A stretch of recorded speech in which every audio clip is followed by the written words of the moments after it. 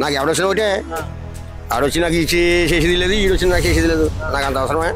అంటే ఇప్పుడు చాలా మంది ఇప్పుడు ఈ ప్రభుత్వంలో బాగుంది అమ్మఒడి ఇవన్నీ ఇస్తారంటారు కదా. ఆ అమ్మఒడి నాకు వస్తుంది ఎంత వేస్ట్ అది. అంటే నెక్స్ట్ మాత్రం చంద్రబాబు నాయుడు గారు డిఫినెట్.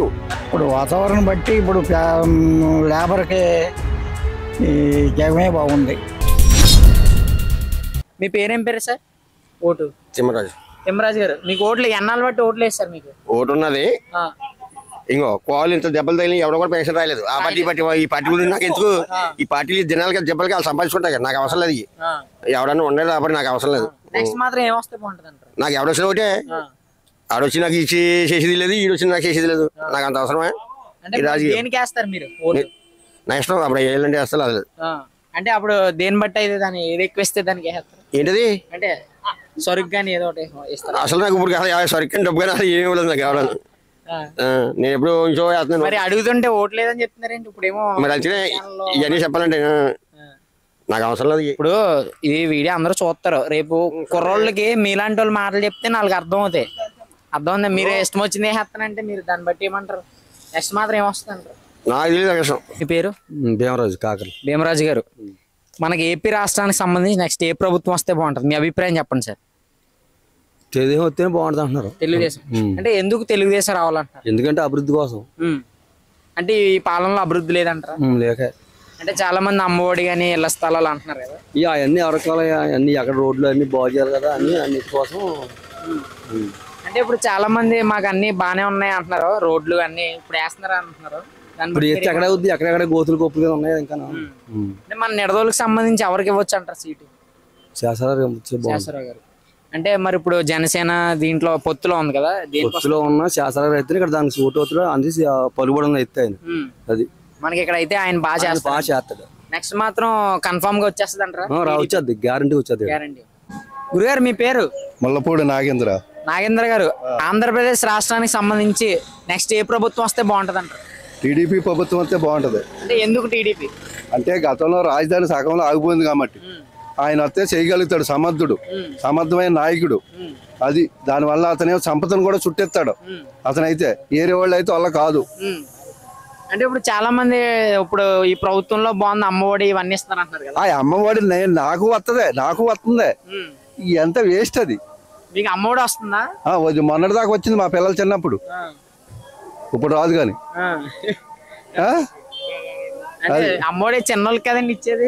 మరి మా పిల్లలు ఇంజనీరింగ్ కాలేజీ చదివినాడు, ఫీజు వచ్చింది కదా, ఫీజు రియంబర్స్మెంట్ మా పిల్లలకి వచ్చింది 2 ఏళ్ళు వచ్చినా కానీ అంతా వేస్ట్. నేనే కట్టేద్దును కానీ ఆ ఇలవ దాంట్లో వెళ్ళిపోతుంది ఆ సొమ్ము. 22,000 వచ్చింది. ఆ 22,000 కరెంట్ బిల్లులోనో పప్పులోనో ఉప్పుల్లోనో మొత్తం ట్యాక్స్ రూపంలోనో ఏదో రూపంలో వెళ్ళిపోతుంది. నా దగ్గర నిలవలేదు అది. అందుకు కాబట్టి ఇప్పుడు ఏ ప్రభుత్వం వచ్చినా మనిషికి కావాల్సింది ఆరోగ్యానికి ఖర్చు పెట్టాలి, వైద్యానికి ఖర్చు పెట్టాలి, రాష్ట్రానికి రోడ్లు ఖర్చు పెట్టాలి, ప్రాజెక్టులకు ఖర్చు పెట్టాలి.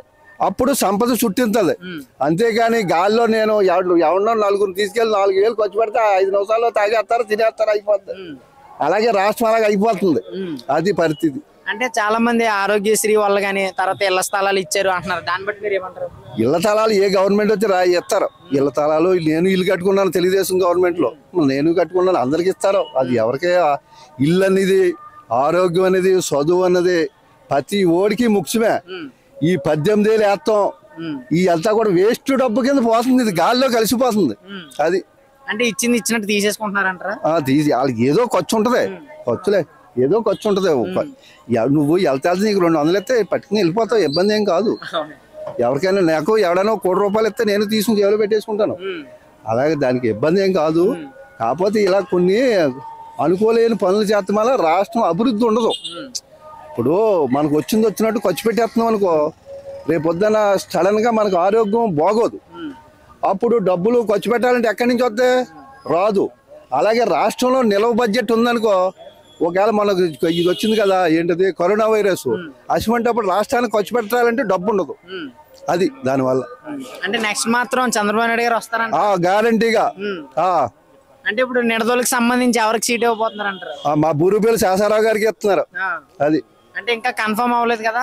కనపరం అయినా అవ్వపని నా లెక్కల ప్రకారంగా అయితే శాసరావు గారు టికెట్ ఇవ్వాలి. అది ఆయన చేసిన పనికి. నమస్తే బాబు, మీ పేరు? నరసింహుడు. నరసింహమూర్తి గారు, ఏపీ రాష్ట్రానికి సంబంధించి నెక్స్ట్ ఏ ప్రభుత్వం వస్తే బాగుంటుంది, మీ అభిప్రాయం చెప్పండి సార్. తెచ్చుతాం మరి, ఇప్పుడు జరిగేది బాగుంది మరి, తెచ్చుతాం మరి. అంటే పర్లేదు అంటారా ఇప్పుడు? ఈ పరిపాలన ఇలాగ ఉంటుంది, పర్లేదు మరి. అంటే చాలా మంది డెవలప్మెంట్ లేదు అంటున్నారు కదా, దాన్ని బట్టి ఏమంటారు? దాన్ని బట్టి లేబర్ బాగుంది ఇప్పుడు. అది అంటే డెవలప్మెంట్ లేదు, రోడ్లు లేవు అంటున్నారు కదా. రోడ్లు గట్రా ఎక్కడ కూడా అక్కడ పోతున్నారు కదా వాళ్ళు. అంటే ఇచ్చినట్టు తీసేసుకుంటున్నారు అంటున్నారు చాలా మంది. అదేలే, అలాగే ఇలాగ కూడా ఉన్నారు. అది నెక్స్ట్ మాత్రం ఏది వస్తే బాగుంటుంది అంటారు? ఇప్పుడు వాతావరణం బట్టి ఇప్పుడు లేబర్కి ఈ జగమే బాగుంది. అది నెక్స్ట్ ఇదే వస్తే బాగుంటుంది అంటారు అయితే. ఓకే, థ్యాంక్స్ బాబు.